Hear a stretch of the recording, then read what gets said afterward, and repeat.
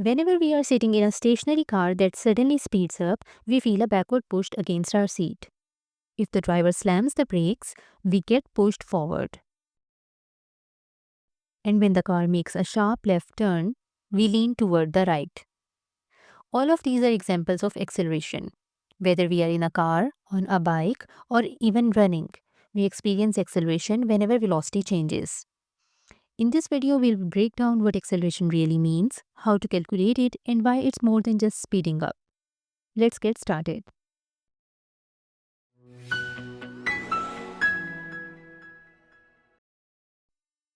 Now, what exactly is acceleration? In simple words, acceleration is the rate at which velocity changes. Notice that I didn't say speed, I said velocity. That's because acceleration happens when there's a change in velocity, and velocity includes both speed and direction. Let's take two cases. A bus moving in a straight line at a constant speed of 60 km per hour and a train moving at 150 km per hour at a steady pace. Is acceleration involved? No. Since the velocity doesn't change, there is no acceleration. Many people think acceleration means high speed, but that's not entirely correct. Acceleration only happens when velocity changes. Now consider this. A cyclist starts from rest and reaches 25 km per hour in 5 seconds. Is there acceleration? Yes. The velocity changes from 0 to 25 km per hour after 5 seconds. Now imagine a skater moving at 20 km per hour, making a turn while keeping the same speed. Is there acceleration here? Also, yes. Even though the speed is constant, the direction changes, meaning acceleration is still happening. So, acceleration occurs when there is a change in velocity, whether it's speed, direction, or both. How do we calculate acceleration?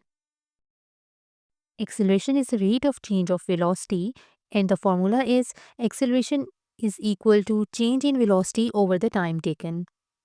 Mathematically, A is equals to V minus U divided by T, where V is the final velocity and U is the initial velocity. Let's apply this with an example. Suppose a car starts from rest and reaches 20 meters per second in 4 seconds. What's its acceleration? Now have a look at this formula to get your answer. Here the final velocity v is 20 meter per second, but initially as the car was at resting position, it means initial velocity u is equals to 0 meter per second. We use the formula acceleration equals 20 meters per second minus 0 meters per second divided by 4 seconds. This simplifies to 20 divided by 4, which gave us an acceleration of 5 meters per second squared. So the car's acceleration is 5 meter per second squared. Since acceleration has both magnitude and direction, it can be negative. Negative acceleration or deceleration means an object is slowing down. For example, if a motorbike is moving at 30 meters per second and slows down to 10 meters per second in 5 seconds, we calculate acceleration equals 10 meters per second minus 30 meters per second divided by 5 seconds.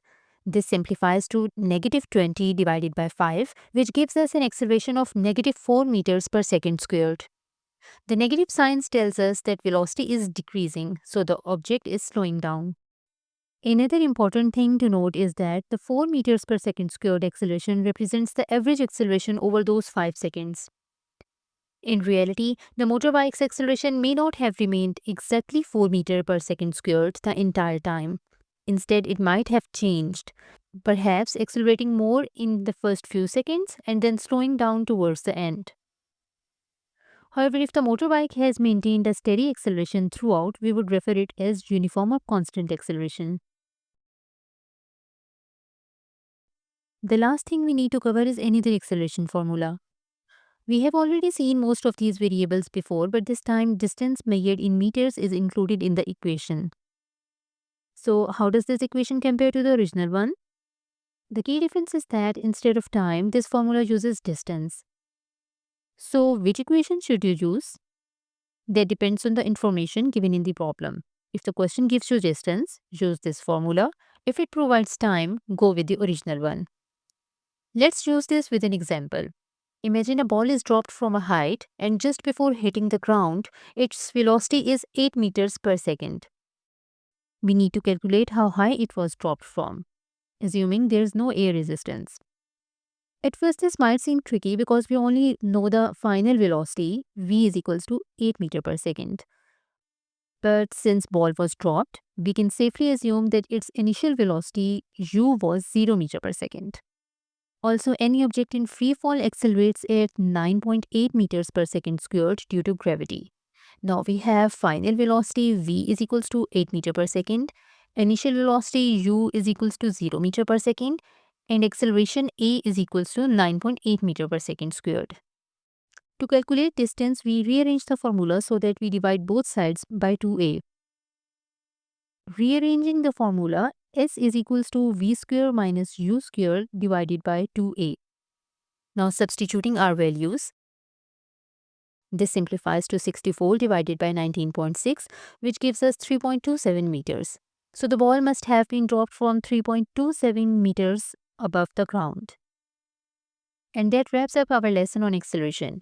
If this explanation helped, don't forget to like, subscribe, and stay tuned for more science insights. See you in the next one.